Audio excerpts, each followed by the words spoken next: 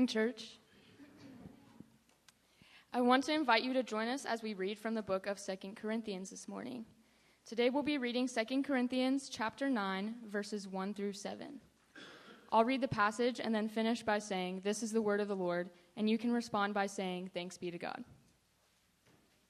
Now it is superfluous for me to write to you about the ministry for the saints, for I know your readiness, of which I boast about you to the people of Macedonia, saying that Achaia has been ready since last year. And your zeal has stirred up most of them. But I am sending the brothers so that our boasting about you may not prove empty in this matter, so that you may be ready as I said you would be. Otherwise, if some Macedonians come with me and find that you are not ready, we would be humiliated, to say nothing of you, for being so confident. So I thought it necessary to urge the brothers to go on ahead to you and arrange in advance for the gift you have promised, so that it may be ready as a willing gift, not as an exaction. The point is this: whoever sows sparingly will also reap sparingly, and whoever sows bountifully will also reap bountifully. Each one must give as he has decided in his heart, not reluctantly or under compulsion, for God loves a cheerful giver. This is the word of the Lord.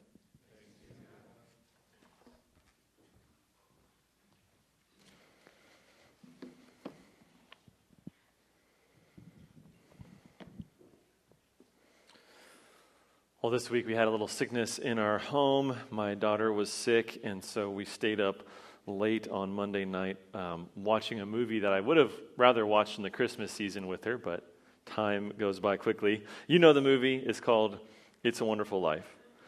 And I didn't realize how intense that movie really is until I watched it with a 7-year-old. It's probably a little bit too mature.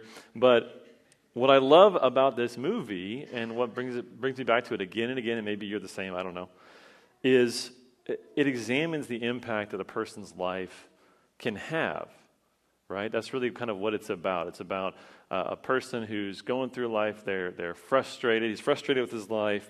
At times he's upset he wasn't able to fulfill this dream or that dream. But at the end, he's able to look back and see his life and examine the impact that he had. And it reminds us that a life lived to love and serve others is always, in the end, a blessed life. And so watch that. And then on Wednesday, as some of you know, we said goodbye to my wife's father, Brian Lang.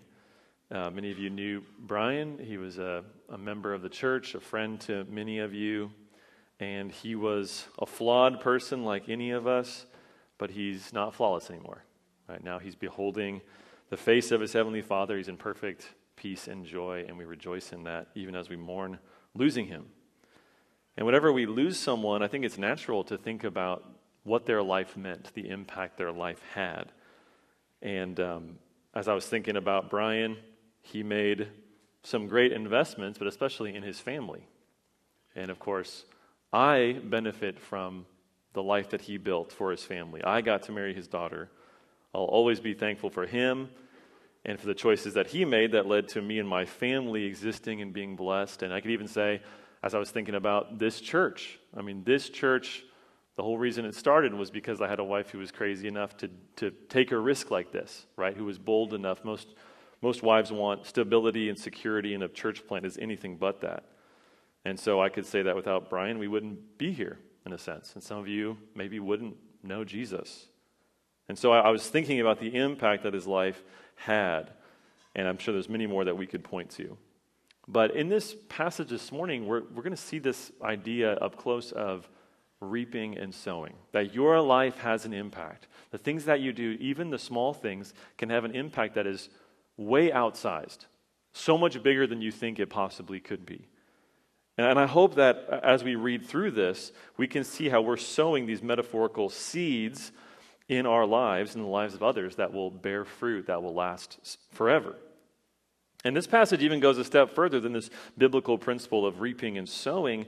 It goes to actually say that the way in which you sow, or the ways in which we give to others, matter. Look at verse 6. This is sort of the key verse here. It says, "The point is this, whoever sows sparingly will also reap sparingly, and whoever sows bountifully will also reap bountifully." So my aim this morning is to help us reflect on the ways in which we are giving, the ways in which we serve and love those around us, and to consider the long-term and even eternal impact that those sacrifices will make. And I hope I can encourage all of us to see that big picture and to live a life of generosity and sacrifice for others. So we're in our series that we're calling Abundance by Sacrifice. In the last 2 weeks, we covered chapter 8 of 2 Corinthians. And now we've been in this book for a while. This book was written by the Apostle Paul, one of essentially the founders of the early church. Right after Christ has been resurrected and ascended into heaven, these apostles are going out and they're starting churches throughout the world in order to see people come to faith and to spread the good news of Jesus. And so one of those churches which the Apostle Paul started is this church in Corinth in Greece, modern-day Greece. And so what we're seeing in this chapter, as he's kind of in the middle of this letter, is he's focusing on the theme of generosity. And we saw that generosity is something that anyone can practice. We often think of it as that's something that's reserved for those who have a good deal of money. And while it's good to give if you have a lot of money, you can actually give at any state of life. We saw this example in chapter 8 of the Macedonian church, which was in the depths of poverty, Paul says. And yet they're being sacrificial and they're giving to others in order to bless them and so the message of Jesus can go out. And so the Apostle Paul has encouraged us to give according to what we have. So to look in the sense of what has God blessed me with, I can give out of that. I can set aside something in order to give to others to make an eternal impact with this temporary wealth that God has given to me. We also saw how we should consider how much that we give. And typically in Christianity, we focus on giving a portion or a percentage of our income and making that a discipline, right? Say, I'm going to commit to this percentage of all that I receive, giving it back to God. So last week we looked at the Old Testament standard of a tithe, and we saw that this goes back to Abraham all the way in Genesis chapter 14. So very early we see this principle of tithing, and Abraham is giving 1/10 of all that he receives. We looked at this in terms of the New Testament as well, and I made the case, I don't see this as a command for Christians after the Old Covenant was fulfilled in Jesus. So I wouldn't say this is a binding command that we have to give 10% of our income. That's just my conviction. Not everyone shares that conviction, but I do think that 10% is a wise standard for us in terms of measuring our own giving. Am I giving sacrificially or not? And my encouragement would be to give 10% to your local church and then to give above and beyond that to other causes like missionaries, local ministries, and so on, right? There's so many good causes to give to. And by the way, I would say the best time to do that is when you don't have very much money. It's much easier to give 10% of your income when you're making $100 a week than if you're making $10,000 a week. I know that would sound counterintuitive, but you'll see as you go through life, expenses multiply and compound at a rate that matches or seems to exceed your income. And so actually, if you're giving when you have very little, you're going to be able to make that a discipline. You'll say, no, this is for God. This is for His mission. I'm going to give sacrificially, and it just becomes part of how you operate. And then we also saw in chapter 8 that the Apostle Paul, he's raising these funds. As he's gathering these funds, he's raising them for the church in Jerusalem. So he's in this church in Greece, or sending a letter to the church in Greece, and he's encouraging them to give for a church of Jewish people in Jerusalem. And we saw this was significant for a few reasons. Right? One is that there's a need in Jerusalem. They're going through a difficult time, so there's just a need. Second, Paul wants to develop generosity in the hearts of the Corinthians. He wants them to become better people through sacrificing for others, but also, and maybe most importantly, there's probably a theological reason behind what Paul's doing. He's teaching them to give, but it's Gentiles giving to Jewish people and really kind of in a sense repaying them for the gift of hearing the gospel message. And it shows if Paul can find a way to get people that are entirely different in terms of their religion, their culture, geography, all of that, different parts of the world, then the Apostle Paul is going to demonstrate through that there's real unity between Christians. That Jew and Gentile have come together in a way where people who haven't even met each other would sacrifice to provide for the needs of these other Christians. So to the Apostle Paul, this matters a lot. And so we can see him in this passage. He's, again, really encouraging them and stirring them up to give generously. So generosity, it really shows that we believe in Jesus and what he's done for us. As he sacrificed for us, we now sacrifice for each other, even for those that we've never met. And so Paul continues this topic in chapter 9, and he begins talking first about this collection in verses 1 through 5. Now, the way that Paul is speaking in the first couple verses of this chapter about the offering, he's sort of downplaying the ask that he's making. He's sort of trying to do this in a way that's not coercive to them. And look how he says it in verses 1 and 2. He says, "Now it is superfluous for me to write to you about the ministry for the saints, for I know your readiness, of which I boast about you to the people of Macedonia, saying that Achaia has been ready since last year, and your zeal has stirred up most of them." So it's like he's saying here, I know I don't need to remind you of this, right? This is something you already know, you're already ready for it, you're already prepared for it. And I think this approach that he has here, it makes sense that he wouldn't want to scare them off with a heavy-handed ask for money. Everywhere we go now, we're being asked for money, right? We're kind of the same way. We understand what it's like to be asked for money and to kind of get freaked out because of that. When you go shopping, there's always a chance to donate to some cause, and it always sounds worthy, and you're always asked, it seems like, in front of other people. So if you say no, you look like a real jerk. When you walk on the street, someone might ask you for money to buy food or for shelter. I've even recently done a self-checkout at a fast food place, and the machine asked me to tip it. I was so bewildered and flustered by that. No, it did not get a tip. But everyone everywhere is asking for money, and so that constant noise, it can really cause us to kind of shrink away when somebody asks us for money. I mean, we're kind of fatigued with that. And it's the same in a lot of cultures. But Paul, he continues to delve into this topic in a really helpful way. So we're going to see 3 lessons here, again, about giving, that I think will be really helpful for us. We'll get into some really practical stuff this morning that I think will be helpful for you, especially you who are younger, who maybe haven't been taught some of these things. So the first lesson we see here is our preparation for giving is essential. Our preparation for giving is essential. And I would say underrated as well. Preparation for the act of giving is essential. Look at verse 3. He says, "But I'm sending the brothers so that our boasting about you may not prove empty in this matter, so that you may be ready as I said you would be. Otherwise, if some Macedonians come with me and find that you are not ready, we should be humiliated, to say nothing of you for being so confident. So I thought it necessary to urge the brothers to go on ahead to you and arrange in advance for the gift you have promised, so that it may be ready as a willing gift, not as an exaction." So Paul here, I don't want to go through this line by line, but Paul is saying here in general terms, he's sending the brothers that he mentioned in the last section, the 3 brothers who are going to handle this financial gift. And notice that he says in verse 5 that they had promised a gift to him. They had promised a gift for this cause. So they had made some sort of a pledge, some sort of a promise. And now he's saying they need to fulfill that pledge.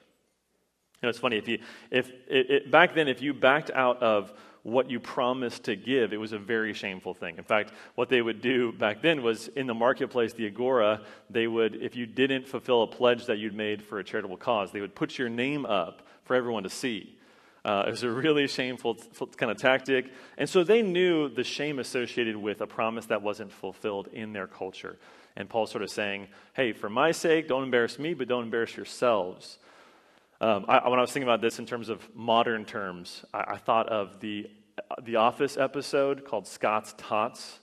I don't know if you've seen this. If you've seen it, you know immediately what I'm talking about. It's the most painful thing you'll ever watch for half an hour. But it's about, the Michael Scott, who's the bumble-headed manager of this paper company who, when he was younger, he had promised all these kids that he would pay for their college education, believing himself to be a millionaire in the future. And of course, 10 years later, he's not a millionaire, he's broke. And so he comes and they're expecting a college education, and he gives them laptop batteries instead. But that's a pretty vivid picture of just what it would be to promise something and to not come through on it. And so the Apostle Paul, he's saying, no, I trust in you, I believe in you, and so he's encouraging them to make preparations for giving. And this point, I think, is so important. It's crucial that we think carefully about what we can give and that we give well. And the only way we can fulfill those good intentions is through careful, intentional planning. And it's not just planning that happens the day of or a week before. It's really the entire way that we live our lives financially. How do you prepare to give? Well, what is the lifestyle you're living? How are you handling money? How are you budgeting in order to make sure that you are able to give and really throughout your life to be generous toward people who are in need? Here are some disciplines that I think we have to aim for in our lives in order to empower us to give. So I'm going to give you some, these are really just basic principles. I mean, we could talk a long time about this. We'll just go really basic. But I know a lot of us, we didn't have anyone when we were growing up who really taught us how to handle money, how to do these things. And so these are just some basic principles to live by. And I really feel like if you live with some just basic disciplines in terms of your thinking and your actions, then money won't control your life or dictate every decision that you make. So 4 principles, they all have a P in them because I'm a preacher, so I have to alliterate. So the first is perspective. The foundation really is having a right perspective on your finances. What is the way that you view what you have? You should view everything you have as belonging to God. Psalm 24:1 says, "The earth is the Lord's and the fullness thereof." James 1:17 says, "Every good and every perfect gift is from above." Everything that we have is from God, and it currently belongs to God. It's not just the section that we give to others or to the church that belongs to God. He owns all of it. So he gets to say what we do with it. If everything that you have is a gift and you have that perspective, you're less likely to overextend yourself or get in debt to buy something unnecessary because you know that God's going to give you what you need. If your identity is in God, if you get your worth, your sense of self from Him, you don't have to impress people around you with things that you can't afford. A bigger house, a bigger car, whatever it might be. If you're living for eternity, you'll be less inclined to expend a bunch of your resources on things that are fading. Momentary pleasures that last just for a moment. Listen to this perspective from the author of Hebrews. Hebrews 13:5, he says, "Keep your life free from love of money and be content with what you have. For he has said, I will never leave you nor forsake you." How can you be content? Remember what God has said, which is that He's with us always. He gives to us what we need. He's present with us. And so He'll provide for us. Money is not what gives you what you need. God is. So our perspective matters. Second, practice contentment. Practice contentment. 1 Timothy 6 says, "But godliness with contentment is great gain. For we brought nothing into the world, and we cannot take anything out of the world. But if we have food and clothing, with these we will be content." Paul had this perspective on his possessions, and he said, I can be content with whatever God provides for me because it's enough, right? Contentment is an acceptance that what God has given to you right now is what you need.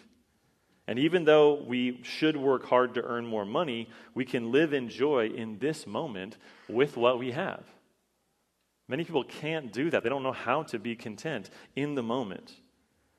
Charles Spurgeon said, "A man's contentment is in his mind, not in the extent of his possessions." Alexander the Great, with all the world at his feet, cries for another world to conquer. People are constantly lusting after more, wanting more. It's never enough. And so we have to be careful, right? We have to practice contentment, meaning that we don't have to keep expanding our lifestyle as God blesses us with more. Just because we make 100 or 200 or whatever, 1,000, doesn't mean we have to live up to the hilt of our income. It's a good thing to enjoy what God's given to us. So I'm certainly not saying that we need to worry about every expense or wonder what someone will think of us if we take a trip or do this thing or buy a new car. But keeping your lifestyle in check creates a margin for giving, right? Some of us are like goldfish. You know, goldfish, if you put it in a bigger bowl, it just grows to fit the bowl. And some of us are that way in terms of our lifestyle. If we make more money, then we have to live like it. And I think it's important to avoid that temptation and to cultivate contentment. After all, most of the things in our life that give us the most joy don't cost a lot of money. Except for kids, they're really expensive. Still recommend them, but super expensive. So practice contentment with your possessions, and be praying about that to God. Give that to God if you struggle with that. Ask for a heart of contentment. The third thing is plan. Plan. Have a clear plan for your money. Again, I know this is simple, but how many of us haven't taken time to do this? Do you have money set aside for an emergency? Do you have 3 to 6 months, right, of expenses? A couple months expenses probably. Are you saving each month? Do you aim to put 10% away each month for long-term investments? Are you working hard to get out of debt and to stay out of debt? Especially consumer debt, which is so tempting, it's so easy to fall into. And yet some of us, we don't have the self-control to trust ourselves with new lines of credit. And we should be aware of that. In fact, for me as a kid, my parents taught me don't do impulse buys. If you want to buy something and it's maybe over $100, then spend a day, sleep on it, and see if you still want it. In fact, with our kids with small purchases, we'll still do this. Because we know that purchase is really dumb. You're not going to want that. But so we'll make them sleep on it and see if they really want it. If it's a huge purchase, maybe wait a month on it and really consider and really pray on it and get some wisdom and talk to others. But we have to have a plan with our finances. And then the fourth and the last thing in terms of practical is just prioritize giving. When I do my budgeting, the first thing I'm doing is setting aside what I want to give, right? And planning that out in advance and saying, this is my goal, and then I put that aside first because it helps to shape my thinking about my finances. That is the first thing that I want to do. Proverbs 3:9 says, honor the Lord with your wealth and with the first fruits of all your produce. Then your barns will be filled with plenty, and your vats will be bursting with wine. So the idea of the first fruits is to give the first of the harvest to God as an act of worship, trusting that He'll provide the rest. And I have to have the mindset, and we all should, I think, that our giving will actually push out certain things that we would love to do, but we can't do it because we've given to spiritual causes or to people who are in need. C.S. Lewis said, I love this, it's a longer quote, but C.S. Lewis says it well. He says, I do not believe one can settle how much we ought to give. I'm afraid the only safe rule is to give more than we can spare. In other words, if our expenditure on comforts, luxuries, amusements, etc., is up to the standard common among those with the same income as our own, we are probably giving away too little. If our charities do not at all pinch or hamper us, I should say they are too small. There ought to be things we should like to do and cannot do because our charitable expenditure excludes them. I think that's a very helpful thing, right? That looking at other people, we should say sometimes, man, I wish I could do that kind of thing. And then remember, I'm actually sacrificing daily, weekly, right, for causes that are bigger than myself. And so I have to say no to some of those things that I would want to do. So to review, those 4 basic principles that are for preparation of our giving, right? Have the right perspective, practice contentment with your possessions, plan your finances, and prioritize giving. Now, if this is all new for you, so if some of the stuff you're like, I've never heard this before, no one ever taught me about debt or savings or that stuff, then it might be good for you to read a book or take a class. I've heard Dave Ramsey's Financial Peace University is really helpful. Never taken it myself, but I've heard good things. And really, I think get somebody in the church who's older, who has worked through some of these things, who's learned some tough lessons, and ask them if they would mentor you in this. It's weird to me that so often as Christians we'll be open with all kinds of personal things, but the one thing that's often off limits is our finances. We don't want people to know about that. But if you get someone close to you, someone who's older than you, someone who can give you some input, it could save you so much grief. As they, I hope, would help you not just in terms of the nuts and bolts, but really about the spiritual side of your finances. So get someone like that. If this is familiar to you, if you know all these things, if you could have preached this better than I am, praise God, that's amazing. I know a lot of you, I think, know all these principles, but I think it's good to take a moment to consider how are we doing with all of that? How is God putting anything on your heart right now as I'm saying these things that he really wants you to pray about and to consider and to check in and to seek to grow in that area? So our preparation for giving is essential, and like I said, I think it's underrated. We often think giving is something that happens in the moment when really it's about a lifetime of discipline. So that's our first lesson from this text. The next one is God's principle for giving is multiplication of blessings. God's principle for giving is multiplication of blessings. And this is where we get to verse 6, which is so powerful. He says, the point is this: whoever sows sparingly will also reap sparingly. Whoever sows bountifully will also reap bountifully. The principle is given here, right? He clues us into how God operates. And it's simple. If you sow only a little, you'll reap only a little. But if you sow a lot, you'll reap a lot. This is obviously true in farming. This is the metaphor that he's using here. He's saying if a farmer were to take and say, well, I don't want to use a lot of my seeds, so I'm only going to plant a small handful, well then, the harvest will only be a couple handfuls. But if the farmer is generous with his sowing, if he's just throwing these seeds away into the ground, right, planting them, then he can trust that this is not a waste, right? For a farmer, throwing a seed into the ground isn't a loss because they know that inevitably many of these seeds will bear a harvest. And it will be many times over what they would have had if they had held on to those seeds. The same is true with our financial giving. Proverbs 11:24 says, one gives freely, yet grows all the richer. Another withholds what he should give and only suffers want. Whoever brings blessing will be enriched, and one who waters will himself be watered. This is a principle in life, and it's so important that we have clarity on this, that actually there is blessing as we give away, as we plant these seeds in the lives of others. Now notice one really interesting thing about this verse that you wouldn't probably know unless you know the Greek here, but it's so important. In verse 5, you go back to verse 5, he speaks of the gift, right? So 2 times he uses this word gift in verse 5. That word gift in the Greek is actually this word for blessing. It's the word blessing. And so if you wanted to underline that word twice, that might be helpful. So 2 times he uses the same word, and it's actually the word blessing. Our English versions translate a gift, which is a fine way to translate it because it gets the idea, right? If you're giving something that's a blessing to somebody else.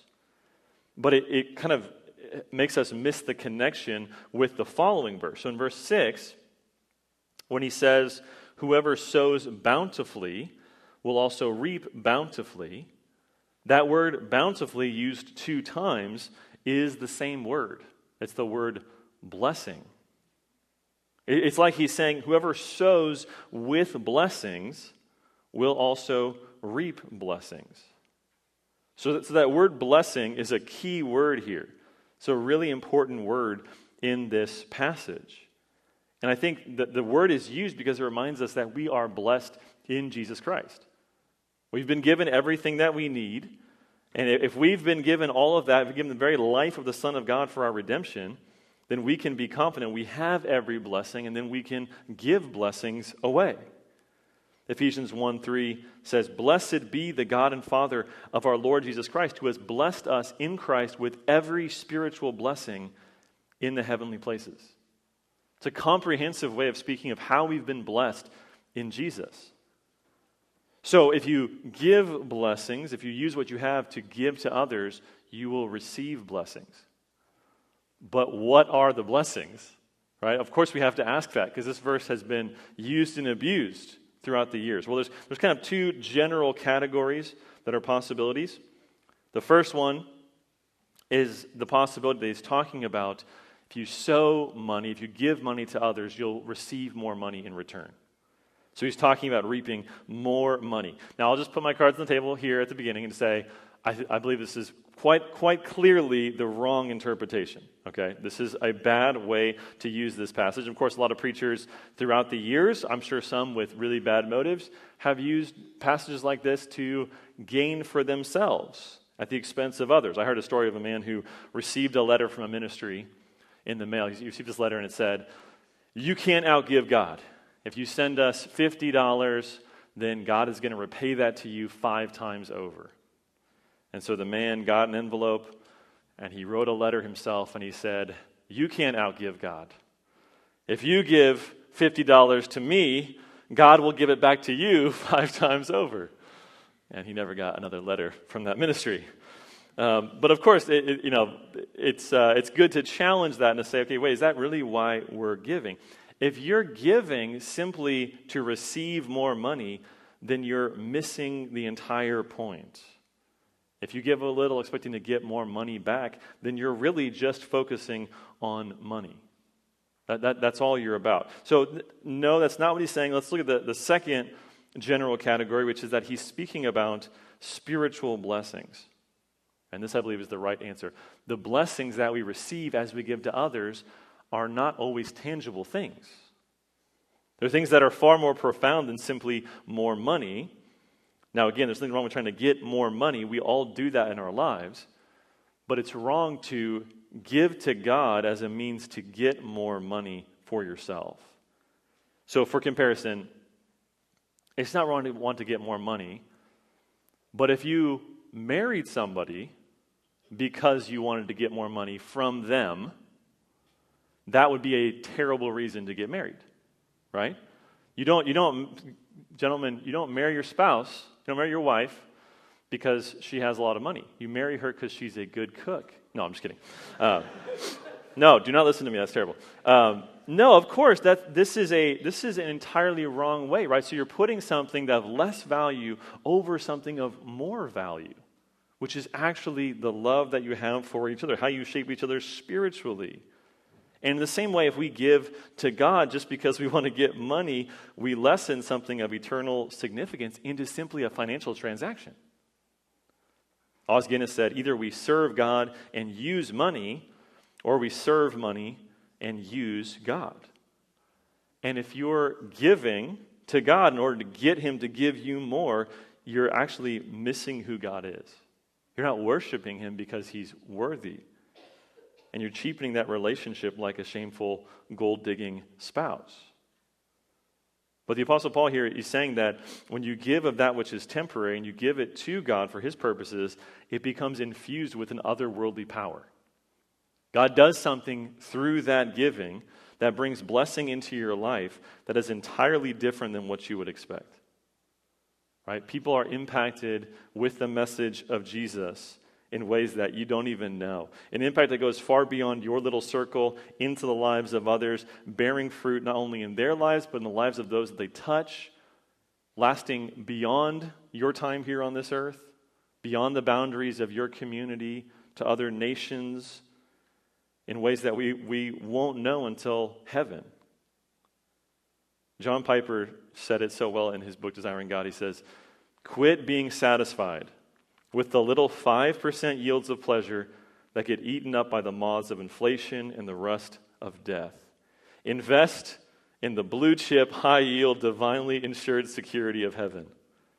Devoting a life to material comforts and thrills is like throwing money down a rat hole, but investing a life in the labor of love yields dividends of joy, unsurpassed and unending."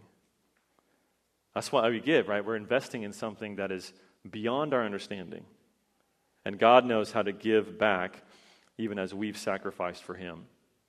So here's God's principle of giving. What you give will be multiplied beyond your wildest expectation. And it'll produce fruit that will last into eternity. And you will spend eternity rejoicing in that incredible blessing that has been returned to you. So there's God's principle of giving. The third lesson and the final that we learn from this passage is that our posture in giving must be joy.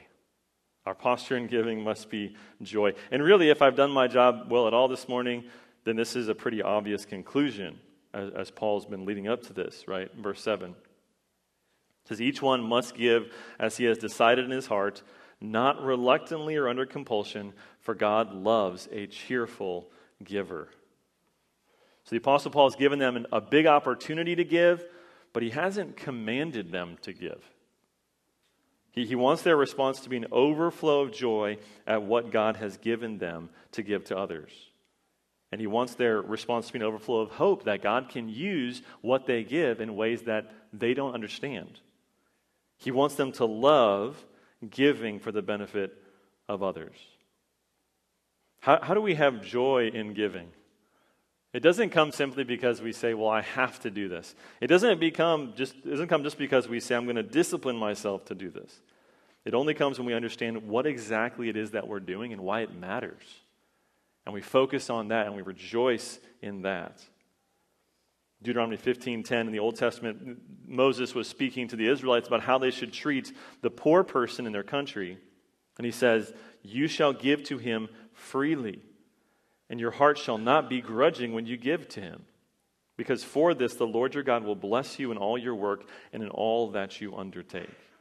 This has always been the principle, right? Give joyfully. If God has blessed you, then bless others and wait in expectation for what God will do with the gifts that you've given. You know, it's been said that Christianity is just one beggar telling another beggar where to find bread, right? And we've all been in that position of needing from God, of needing something of eternal value, and God has provided it for us. Because the ultimate cheerful giver is Jesus Christ himself. Right? He's the one who sows seeds liberally, giving us his word, the true seed, this message of salvation, the gospel, that bears fruit in the lives of others, that we can carry this seed into the world. And Jesus does this at terrible cost to himself, giving his own life as that initial seed that bears fruit. In John 12:24, Jesus said, truly, truly, I say to you, unless a grain of wheat falls into the ground and dies, it remains alone. But if it dies, it bears much fruit. Jesus was speaking of himself as well as of us. And he gives up what is most precious to him, his own life, and he does it with joy. Hebrews 12:2 says that Jesus went to the cross for the joy that was set before him. He did it not in a begrudging way or in a reluctant way. He gave himself in joy, knowing God would use his sacrifice to bring fruit into your lives and in the lives of everyone that your life would touch. Jesus was the one who could truly say, if you sow blessings, you will reap blessings. So let's examine ourselves and let's go and let's give as God has given to us. Would you pray with me?